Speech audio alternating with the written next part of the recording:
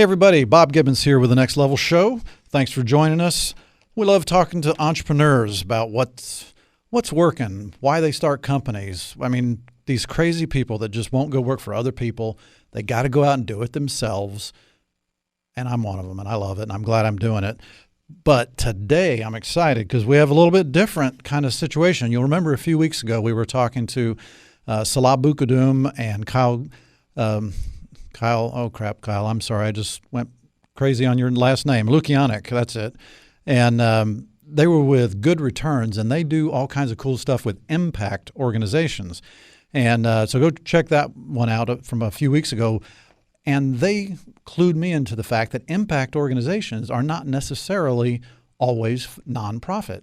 They can be for-profit. And so I'm excited today because we have an impact organization called Clearfork Academy with us. Austin Davis is with us. He's the founder and CEO, and they're making a great impact over in Tarrant County.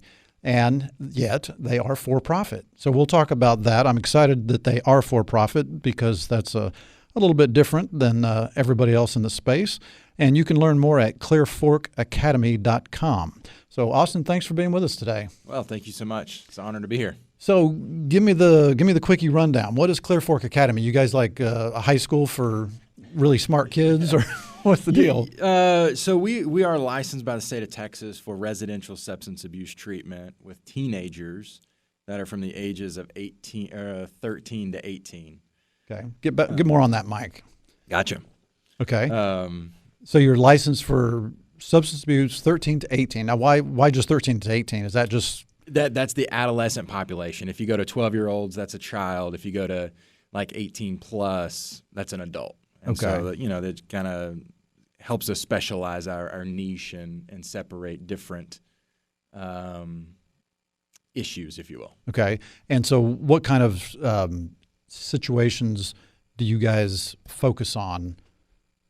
Well, our target kiddo is 13 to 18, right, male, and using drugs or alcohol of some sort.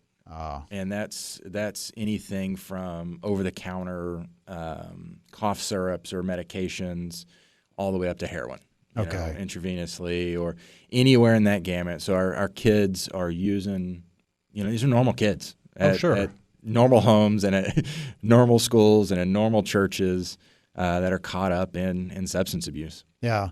And so is it with the 13 to 18 population, so, obviously you say below that's children, above that's adults, is the way you treat 13 to 18-year-olds different than 12-year-olds, 10-year-olds, 25-year-olds?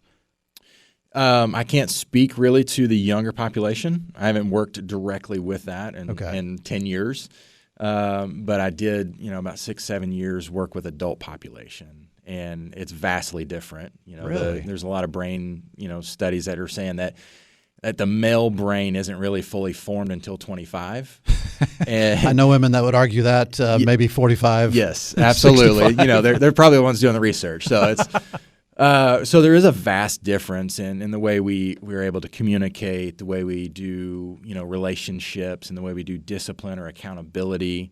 With the adult population, you can kind of reason with a 30 or 45-year-old. Yeah. And they can kind of calm themselves down. They've because I worked with a lot of high-level executives who've been in stressful situations, but they're drinking a fifth of whiskey every night and destroying their lives. And the resounding theme that I experienced in that was, hey, when did this trauma start that kind of led you on this path of substance abuse? Right. And it was always 13, 14, 15, or 16, like some sort of trauma, whether it's divorce or my parents moved from the West Coast to the East Coast, or I was, had some sexual molestation, all these myriad of reasons for the substance abuse, if you will, started in adolescence. Yeah. And so now when I work with an adolescent, we're trying to stop that trajectory before that kid has a family and a business, and that substance abuse destroys a lot more. Yeah, passing it down. Yeah, absolutely. And so when we reach out to our population now, it's just a different approach. It's much slower pace, than we expect. Because you got to say it 7 times before they actually retain a piece of information. Sure. work a lot with families. And so we're not just treating a 13-year-old kid. We're looking at mom, dad, sister, grandmother, all those kind of effects in that family unit. We spend probably as much time working with the family as we do the kiddo himself. Interesting. Now, full disclosure here, I think I may have told you on the phone in the pre-interview stuff, I come from a family that was very directly affected by a similar situation. My brother was very much into drugs at a very young age.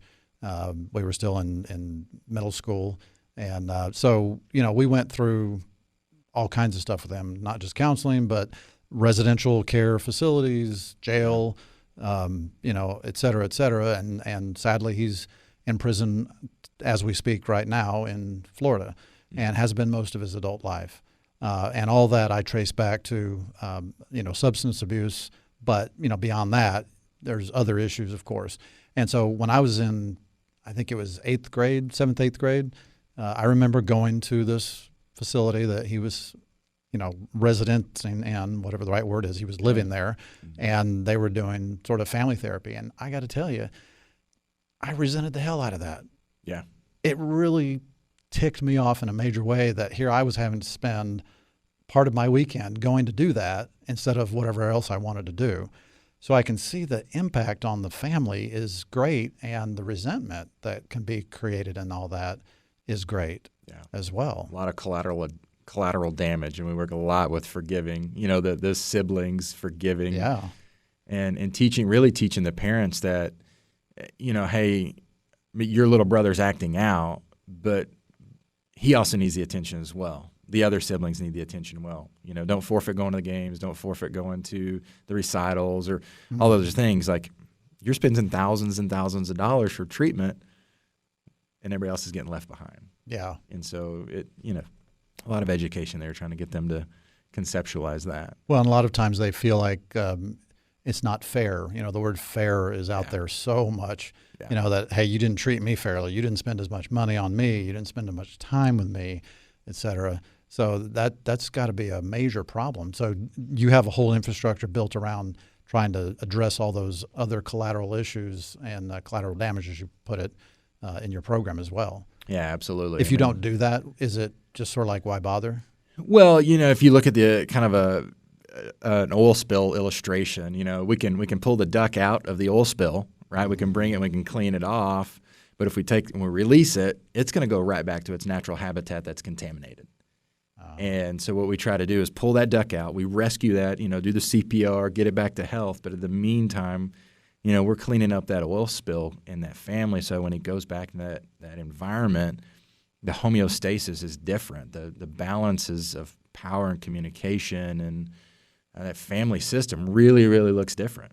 So how long do your clients, the teenagers, how long do they stay in the program? We try to shoot for 90 days. And that's 90 days in living there at the 90 days living with us, and those that there's a scope and sequence to that, and our curriculum is based around kind of 3 sections of first 30 days we're just building rapport with that kid. He's mad at you, he's mad at me, he's mad at his parents, he's mad at God, whoever that is. Yeah. So we're really just trying to build rapport, and that middle phase is trying to ask the questions why in therapy. Why are you trying to kill yourself with heroin or acting out when you got a scholarship pending, or like, what are the why questions? And we do that through our best practice treatment modalities and CBT, DBT, solution focused. We've got an adventure course on campus, so like zip line and a 50-foot rock wall, and so we really throw at them a myriad of interventions that they can begin to understand this pattern of behavior that's killing them. Yeah. And then those last 30 days are trying to put it into action. Okay, I've got some insight, I've got some rapport. Now what do I do when the new kid in the program or my mom calls me and yells at me or says something cross? I don't have to explode and think about using or punching a hole in the wall. So really trying to retrain some of those knee-jerk reactions. So you're trying to get them to recognize the triggers absolutely that then lead them to the abuse. Absolutely. Interesting. And so is there something magical about 90 days versus 30 days, 60 days, any other number of days? I don't think it's the number of days.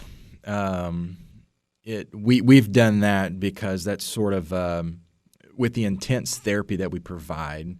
There's kind of 90 days is sort of that top of that bell curve between 90 and 120, and so you get this kind of treatment fatigue after that kind of point. And so like you've heard the same thing. You're not in the ER for 3 months, right? You're in the EMR for 3 days maybe, and then or an hour and a half this morning. Yeah, hour and a half. And then you step down to a lower level of care, and then, in a couple of weeks you'll be doing some, squeezing a ball, just as you drive down the road. So it's really about where that person is, because all the boys want to fight. Well, I got to be here for 90 days. No, you got to be here as long as you got to be here to get the stuff done that you need to get done. Right. And just being able to engage them, and it's not about the days. It's about kind of the content that you're willing to absorb and how you're willing to change. And because once you see willingness change, it's wheels off. We're going full blast ahead, and I'll run as fast as you as the client want to run.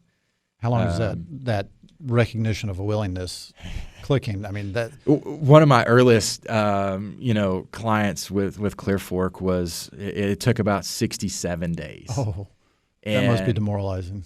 The way the story ended, it's not, because we were literally fighting with this kid every day for 67 days, and he finally just at like 10 o'clock at night we were sitting there and he just says, I'm tired. I'm tired of this. And I was like, well, let's do something different. Ask God to show you what's wrong. And he used the F word. He's like, God, what's the F wrong with me? He went to bed that night. He had a dream. It was about his trauma. We wake up the next morning. He was like, oh, my God, I was molested for 2 years. Oh, my. And now I know what's wrong with me. And we were able to deal with that in therapy, and it just ended in a beautiful way. Excellent. All right, we're going to have to take a quick break. We'll be right back. Welcome back. We're talking to Austin Davis of Clearfork Academy. Check him out online at clearforkacademy.com. And I'm going to just tell you right now, most of the time when we have an entrepreneur on the show, I can't wait for you next levelers to be able to go check them out online and hopefully find an opportunity to use them. I hope you never have to use Austin's services. And that's, not because I don't think they're good. It's just because what he has to offer, it's incredibly needed, but I hope you don't ever need it, because it's all about helping adolescent males deal with substance abuse and all the related issues around that. So before the break, you were telling us about a success story where, it's the point of a willingness to change, a recognition of the need to change.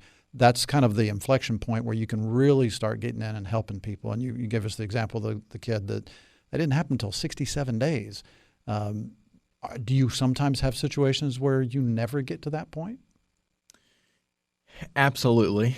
And there's one of our core values or behaviors is legacy. And sometimes my job is just to build enough trust and rapport with that kid and plant seeds so that the next therapist or the next program can bear that fruit. Build on it. Build on it. And, I'm talking to John right now because I spoke with Austin. And I trusted Austin. He was a cool dude, had a good program. I just wasn't ready to get sober at that time. I wasn't ready to surrender.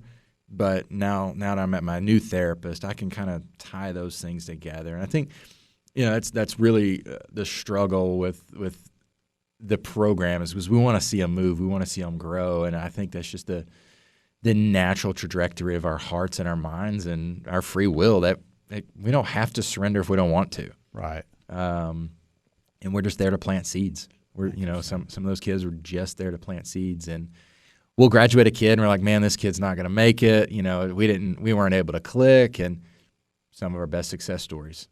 Can you accurately predict at the end when they leave, when they quote graduate?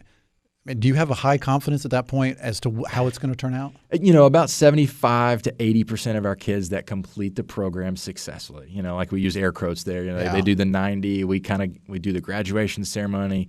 75 to 80% of those kids are living long-term sobriety. Nice. So we have a really good success rate in that. but there's that caveat that, you know, we really put our stamp of approval on a kid and they choose to spin out. You know, maybe for a day, maybe a month, maybe for a year, but there is that sort of relapse potential there that when the wind changes, they could be a part of that. Well, and if there's a major stress, major trauma in their life that comes up later, that may Old behaviors come up. Trigger it. Yep. Yeah, and it's in your context, you talk about success rate. In the penal system, they talk about recidivism. You know, what percentage of people are going to come back into the prison system after having left, and it's really, really high. Yep. We had a guy named Chad Hauser who founded Cafe Momentum here in Dallas on the show, absolutely. And he talked about how in the juvenile detention system in Dallas County, they have about 85% recidivism rate. Yep. If they go through his program, it drops to only about 15%. It's an unbelievable success ratio. So in your case, it sounds like people coming out of yours are in that 20-25% recidivism rate, going back to whatever they were, in jail to previously. And it's really, I mean, do you really see it as whatever they're addicted to is really a prison in which they're controlled, and they have to figure out a way to break out of that prison? I mean, is that a crazy analogy? Yeah, I see substance abuse as kind of low-hanging fruit. And that's what you and I see. That's what the teacher sees. And that's a symptom. It's a symptom of something much larger. Okay. And so I picture that therapeutic process as, okay, I can see the low-hanging fruit. What is that? That fruit's tied to a branch. That branch is tied to sort of a trunk. And that trunk is deeply rooted in the ground in something. Yeah. And me as a therapist in our program, we try to just kind of work inward. So from the out in, the easiest low-hanging fruit first, what's presenting, and then what's attached to that inwardly. And once we get to that, that's where that success rate happens. That's where a kid, like Cafe Momentum, gives the kids something to hold on to. We use culinary arts in our program to give, like our chef is a product of one of my other programs because we use culinary arts, and he went to culinary school. He got a chef job, and then I opened up Clearfork, and he's like, dude, I want to do what I love to do, but in the context of recovery. And so when you give somebody kind of purpose, man, it just drives them. And so you got to replace. So it's replacing whatever the hole in their life or whatever the problem is. Give them some other purpose to look to. Absolutely. Interesting. So, I love all what you're doing. There's so many things going around in my head that I want to ask you right now. But tell me about your background. What led you to this? Man, it's kind of a crazy story to me because, I grew up in the Dallas-Fort Worth area, and I spent 8 years in East Tennessee, and I really thought I was going to work in the local church with youth. That was going to be my career. Talk about crazy people that need help. Absolutely. No, and that's so true because so as I got into it, I wanted to be a youth pastor, and so I did my undergrad in pastoral ministries and kept working with the kids and kept working with families. And again, there's this kind of resounding theme of I'm doing less discipleship and biblical kind of intervention and more communication skills with parents and crisis intervention. And so led me to, graduate studies and got a master's in counseling. And I was like, okay, these people are really screwed up and I want to be able to help them in this fashion. And then, so that just kind of fast forwarded into mental health hospitals and case management and really trying to hone my clinical skills and get a range of exposure to everything in the DSM. And so wait, what's DSM? The Diagnostic Statistical Manual. And so, it's a book that's 2.5 inches, 3 inches thick, and it's just got every disease or disorder. Okay. And we attach a number to it so that we can have a nomenclature, Sure. Just a way to manage the information, right? Right, absolutely. Okay. Just another acronym. Every real estate has, every industry has their acronyms. Yeah, so it's medical speak. And so that really kind of led into me being supervised by someone who was starting a treatment center. And so as an intern, getting my license for professional counseling, I have to do 3,000 hours, 2 years. Absolutely. And so through that process, I was just exposed to the treatment world. And I was like, those are men that are screwed up and they know it and they're asking for help. Yeah. I want to stand in front of those guys. Gotcha. That was almost 8 or 10 years ago. Just And so that kind of moved into E-Myth, Michael Gerber calls the entrepreneurial seizure. Yeah. Like, hey, I'm doing this for somebody else. Why can't I do it on my own? Yeah. And I did. My wife and I kind of had my feet up on the desk. It was a easy job. Everything was running. I was in control of everything. Everything was running. Screw it up and start your own thing. Yeah, certainly did. We laughed. My wife was like 8 months pregnant with our third kid, and we kind of metaphorically jumped out of the plane without a parachute. Yeah, and just said, hey, we kind of know this is where this is headed, and we did it. And we started Clearfork in 2016, and wow. So 3 years ago, you start this thing. So yeah. To do what you want to do, what you are doing, pardon me, that takes a lot of not just effort, time, blah, blah, blah, but a bunch of money. Because, you got a facility, you got to have a lot of, employees. These are highly skilled employees. How do you come up with the money to create something that significant? Because it's not like you can just sort of, hey, let's grow a little bit and a little bit and a little bit. You kind of have to say, hey, we got this thing. Yeah. And it's sort of like a minimum investment to make it happen, right? I'm probably the definition of bootstrapping it. Really? And my wife and I have been very, I would say, diligent over time saving and creating a nest egg for some sort of capital investment at some time, whether it be real estate. We just kind of had this thing brewing in us for the last 5 years of we got to create this nest egg. We didn't know why. Mm-hmm. And then that was sort of connected with the property we now own and reside in. The previous owner is my partner. Oh. So he owned the 80 acres and the 3 houses. And crazy story, when I was an intern, we moved back to Fort Worth. I actually worked on one of the houses he was remodeling because it was his home. Oh.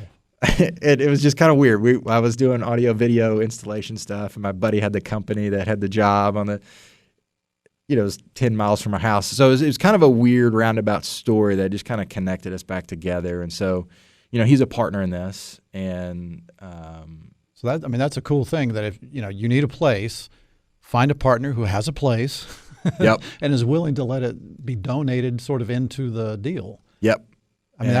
He got the vision. He had a cash offer the week he and I met. Oh my. It was up for sale. It was completely vacant. He had a cash offer that week, and I had the business plan. I had everything ready. We met for coffee. He read it. He looked at me and called me 12 hours later and says, let's do it. Well, it made it easy to value what the property worth was to put into the deal. Absolutely. Interesting. And he, the partnership's just been fantastic. Is it just the two of you guys, or did you bring in other partners? Just the two of us. And so, I had my nest egg and capital, and we were able to kind of pair that together and leverage it and just be creative. And, I'm a slow growth guy. We didn't use a bunch of out external money and anything like that. So we started with 8 kids and built a team around 8 kids. And then we went to 16 kids and built a team around that. Then, for this year, we've been around 24 kids. That's our capacity. So, and we're kind of stretching that right now. We're looking at another 24 beds. We've got the capability to grow and scale. And is it always in terms of 8s? Is that kind of a regulatory thing? Yes. Okay. Yep. Kind of figured it must be. Our ratio is 1 to 8 by the state, and we actually cut that in half and do a 1 to 4, and have much more individualized care for every one of our kids. So cool. We're going to take another quick break. We will be right back after this. So your lease is going to expire in the future, and you're trying to figure out how soon should I start working on that? Is it 6 months or a year or 2 years before my lease expiration? Well, there isn't an exact date. This is Bob Gibbons with Riata Commercial Realty, and my clients always meet with me about 2 years before their expiration date, and we create a strategy. And then we review that strategy again a year later. And so we're always working toward what's right for them, not what they think might be an arbitrary date by which they need to figure this out. The keys in determining how much time you need are whether or not you're going to move, whether or not you need to expand, will there need to be construction on wherever you're going to go to, and all those things take more time. So do a strategy meeting a couple years out with your advisor, and that'll make things a lot more clear. For more information, please go to texastenantrep.com. That's texastenantrep.com. Hey, welcome back to the Next Level Show. This is Bob Gibbons. We're talking to Austin Davis of Clearfork Academy. Go check him out online at clearforkacademy.com. So, Austin, you've mentioned your wife several times. Does she work in the business as well, or is she more focused on those 3 kiddos you got? She's more focused on those 3 kiddos. That's the harder job, isn't it? Yeah, well, and I say her job is just keeping me alive, keeping me sane. I get you. Yeah. My wife stayed at home with our kids when they were growing up, and she actually even homeschooled them all the way through high school. And it was a great lifestyle for us. But people would say, "Oh, does your wife work?" And I was like, "Yes, far harder than I do." Absolutely. And in fact, it was funny. One time, our pastor called her one time and asked her to do something, and made the mistake of saying, "Well, I'm just calling the women in the church who don't work." Yeah. Oh, Ouch. that was not smart. Ouch. That was a very dumb thing to say. Yeah, no, my wife works far harder than I do. She's up before I'm up, and she's putting the kids down. Yeah. You know, if I'm doing stuff like that, you know, like, yeah, she's Well, she's and I would always also on. say my wife had the more important job, number one, and she's been far more successful at her job than I have been at mine. So all things I can say nothing greater about stay-at-home moms, especially those that end up homeschooling, than I can imagine. All right, so you get a partner, happens to throw in the land, the property that you can now conduct the business from. How do you get the word out? I mean, what do you do to sort of say, hey, you said you started with 8 kids. How do you find those kids? We're grinding it every day. What does that mean? Every psych hospital, every teacher, every probation officer, any organization that has a touch point with a kid, we're trying to do boots on the ground connectivity. And so, I mean, we grab kids from all over the nation. Really? Yeah. So people will fly their kid in from wherever. We've had Seattle, Compton, New Jersey, Chicago. Wow. I've got a kid from Puerto Rico right now. I got a couple of Spanish-speaking staff, so we were just able to integrate. And, you know, so our first line is just that boots on the ground, and then those people tell their people, and those people tell their people. So you kind of have that thing going. But you have no track record at this point. I mean, you do individually because of your background. So Absolutely. Is that what you're leveraging? Well, you know, and so I was in the industry a little bit. So I had, you know, my 200 close contacts that were able to help sort of leverage that. And then you bring in people that have been in business development in the industry before, and they have their contacts in regions. And so it's just typical boots on the ground marketing strategy.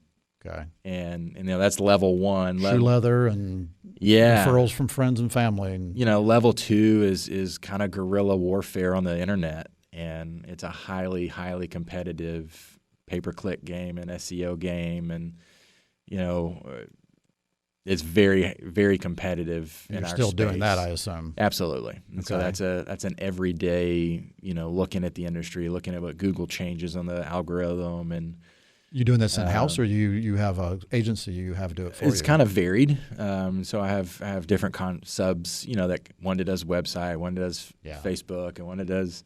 So we kind of put a team together and just kind of outsource it. Interesting. Yeah, I mean, so are you also in the SEO space? Are you having like articles, case studies, kind of thing written that then you put on your website, your blog?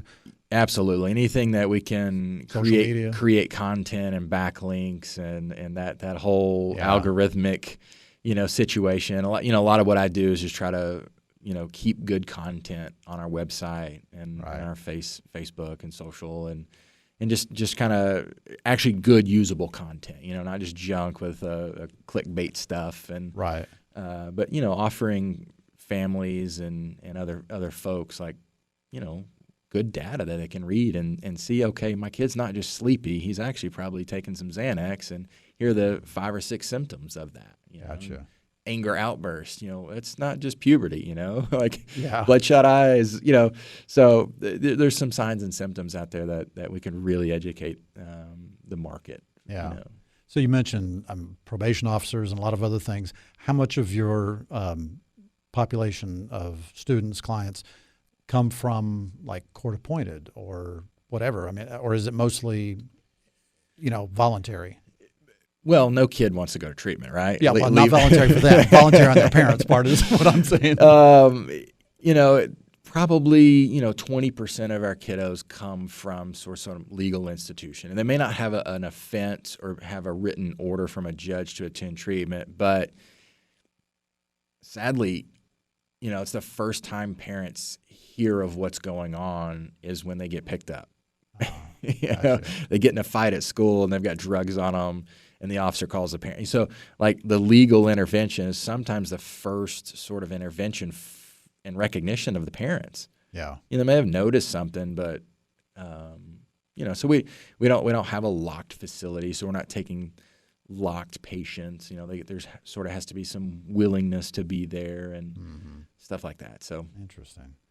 Yeah, my daughter, when she was 14, got a job at a nonprofit counseling center in East Plano, and a friend of mine was the executive director of that, and so she was the receptionist, and she saw a lot of people coming and going, and a lot of it, quite a few of it was court-appointed juvenile first offenders, right? But then there was also a lot of just discount therapy kind of stuff, and it was really interesting because initially I was nervous about sort of what she was going to be exposed to, but man, it was the greatest thing because she got exposed to so many examples of what not to do.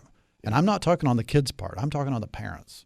She saw so much of what the parents were doing that then had the impact on the kid that led the kid to then act out. And I mean, she's been the model kid for, her whole life because she was so well exposed to what not to do.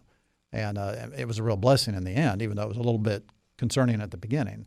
Yeah. And so, I mean, how much of what the kid's problem is a direct result of the parents' problems being passed down to the kids? Is there any way to judge that?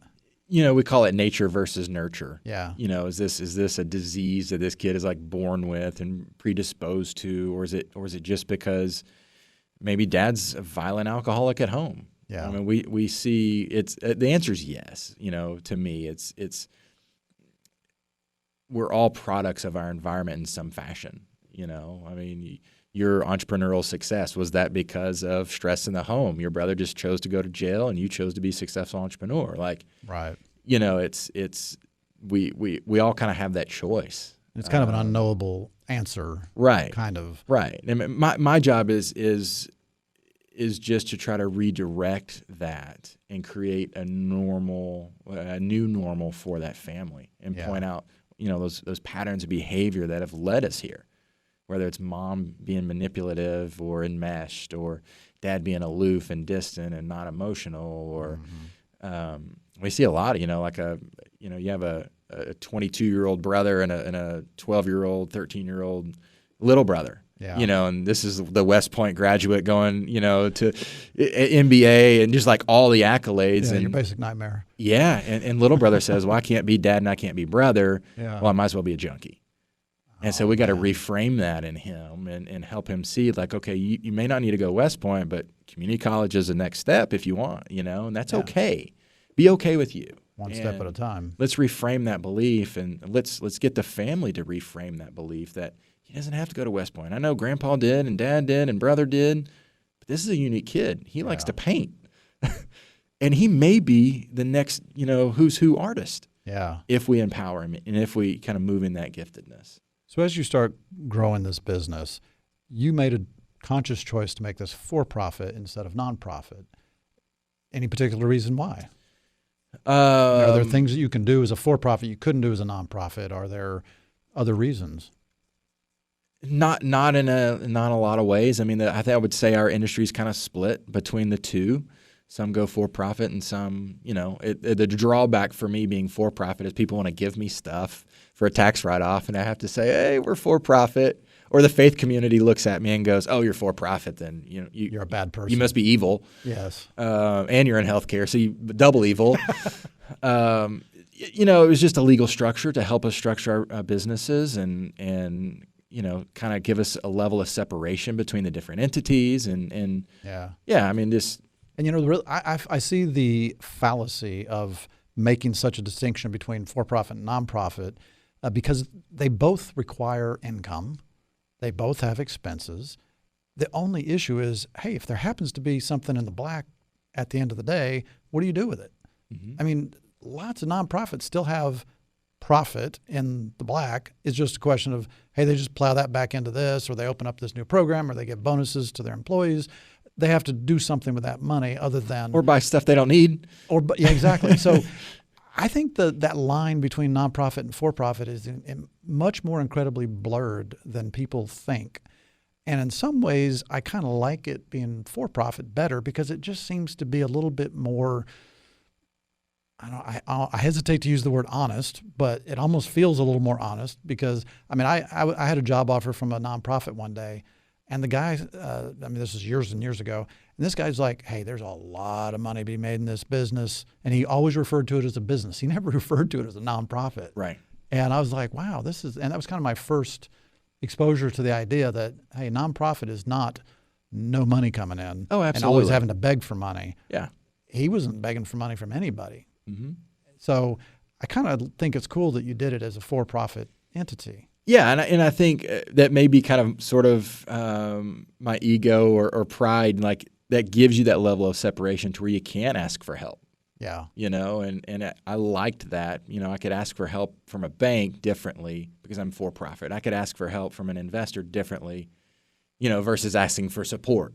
Well, so it gives it, like you said, a lot more accountability.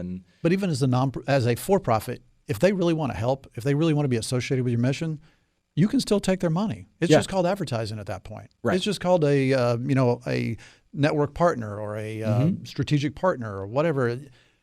It still can be done if people really want to be associated with the mission of your impact organization, which you clearly are an impact organization because you're impacting the world. Yeah. And it starts in your own backyard, but who knows where it's going beyond that because, like you said, Seattle, Puerto Rico, et cetera. All right, one more break. Be back after this.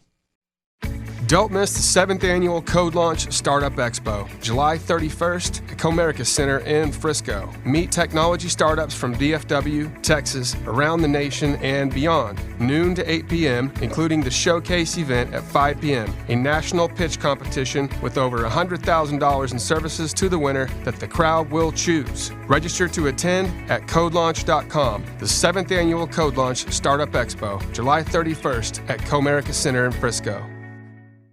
Welcome back to the Next Level Show. Bob Gibbons here talking to Austin Davis of Clearfork Academy. Check them out at clearforkacademy.com. So you've talked about your marketplace is really the whole country and U.S. territories because you mentioned Puerto Rico.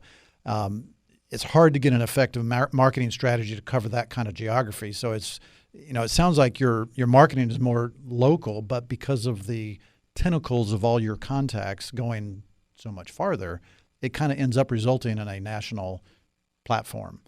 So when I'm looking at that, I think, all right, so what's the biggest challenge of that? What's the biggest challenge of running an organization like yours?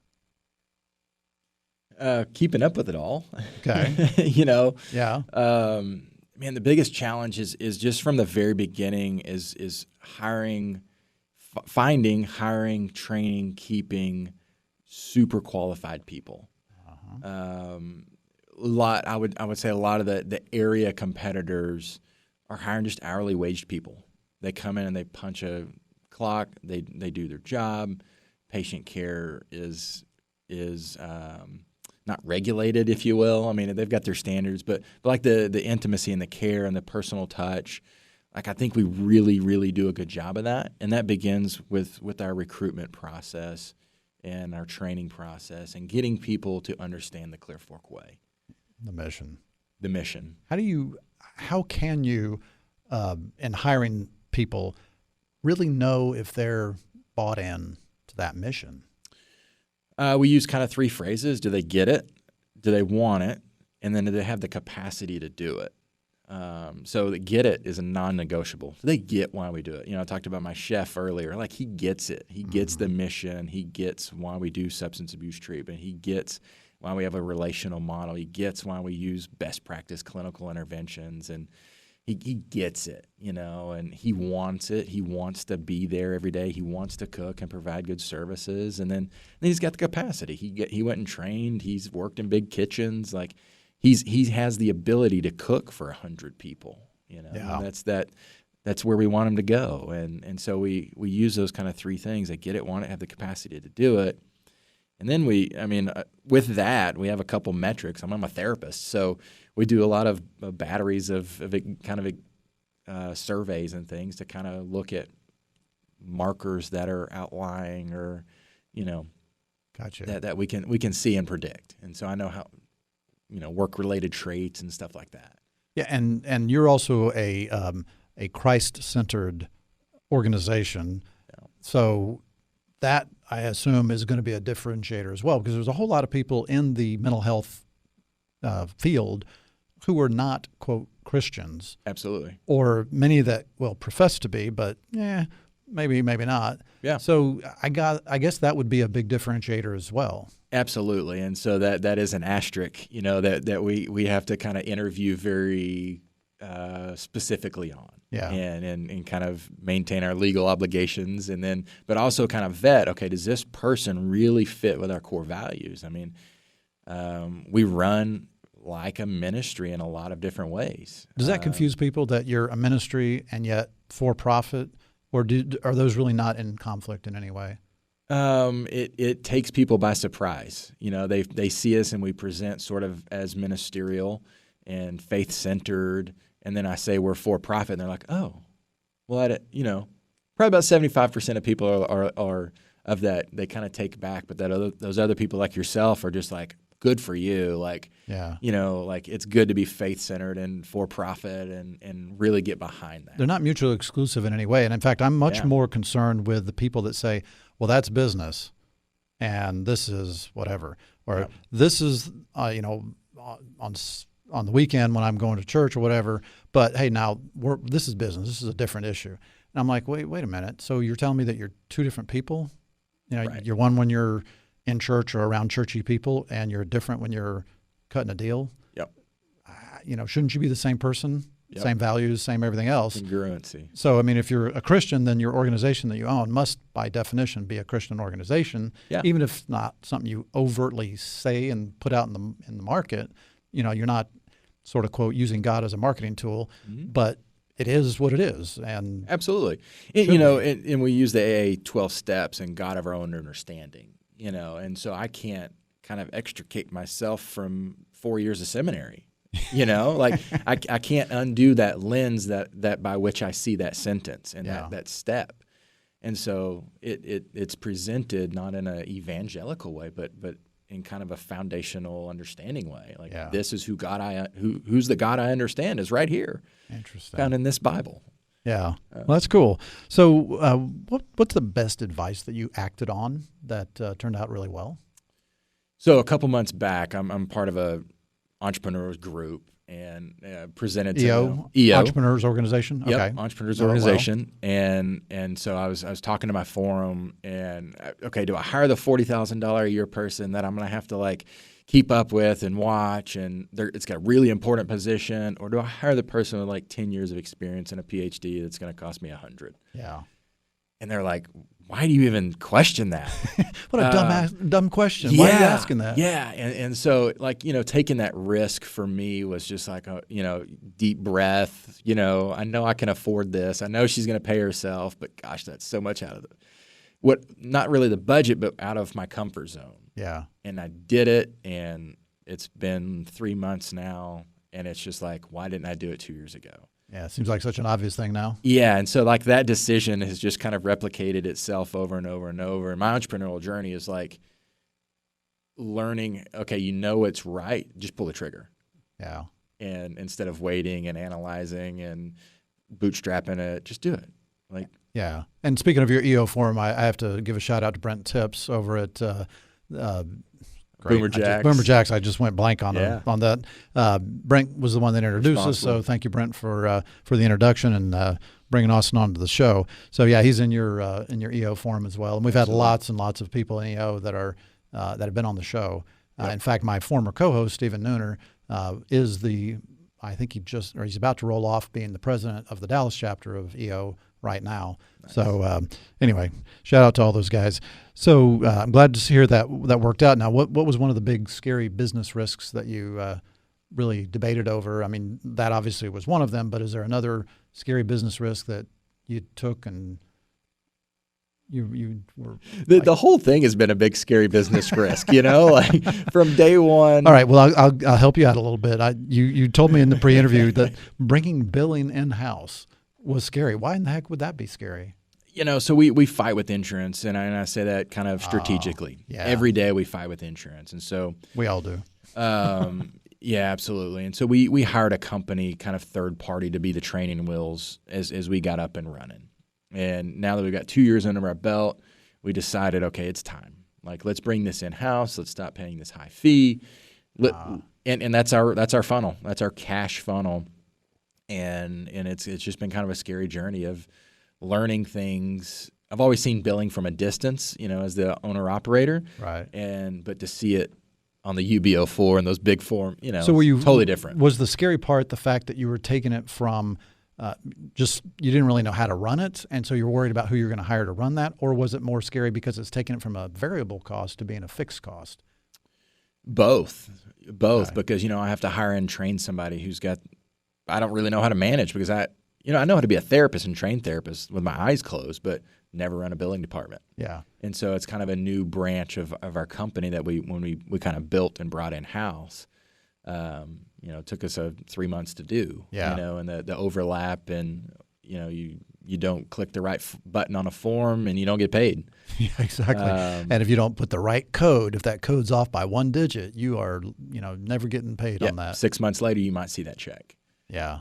Yeah, and that's actually cash flow is a major problem in your industry, I would think, because as soon as you start taking money from insurance companies, they're not paying you on any kind of regular basis. It's a huge delay, so you must have a huge working capital because you still got payroll and you got to pay the rent and the taxes, and that's the other thing on your property. You're still having to pay taxes. Yep. If you're a nonprofit, you wouldn't. Right. So I mean, there's a whole lot of issues like that you got to fund a lot of stuff before that income actually comes in to match it. Yeah, that's why treatment costs a lot. People think, oh, God, that's an absorbent amount, but when you pay a psychiatrist $400 an hour, that's wow. Are psychiatrists that much? Yeah, some of them are. Dang, I got some clients that are psychiatrists. I'm gonna have to go hit them up for an investment or something. There you go. No, it costs a lot to do what we do, and I treat my people really well and pay them above average, and like we really try to. Yeah. It's a tough industry. It is. Well, it's an industry that has a whole lot of emotion and personal buy-in to the patient involved. Yep. So it's more than just. I'm not going to pick another service because I don't want to knock anybody else, but it has that added layer of being really bought in. We call it calling. Yeah. I'm called to this. Yeah, exactly. Can't do anything else. Yeah, and the calling, I distinguish the calling from the religious aspect of it because while that has its own connotations for calling, the serving those that have this particular need is a calling on its own. I mean, we've had other people on the show that had a calling. Chad Hauser that I mentioned earlier with Cafe Momentum, Valerie Gocher, the Brain Institute or Brain Injury Network of Dallas has been on the show, Michael Thomas at My Possibilities. I mean, there's a lot of people that have had a calling, whether for-profit, nonprofit, whether religious or not. There's still that out there. Yep. And you kind of want that. I mean, I don't want somebody serving me on certain things if they don't feel like they have that calling. Absolutely. Because then it's just a paycheck. Absolutely. Then it's just like, hey, just move this guy through so I can get paid. Yep. That's never a good thing. Yep. So where are things going? Tell me where you're going to be in 3 years, 5 years. Well, right now we're about to go under probably at a $750,000 remodel. Wow. We've got a 8,000 square foot barn, just basically concrete steel building that we're about to turn into offices, a gym, a conference area to seat all of our families. So we have anywhere between 25 and 50 members that come in every week for training, and so we need a space. We need video boards and stuff, counseling offices. So we're making that giant investment to kind of lay the foundation for opening up one of our other houses for beds. Excellent. Well, I'm going to have to stop it there. Thank you so much for having been our guest this week, Austin. I really enjoyed it.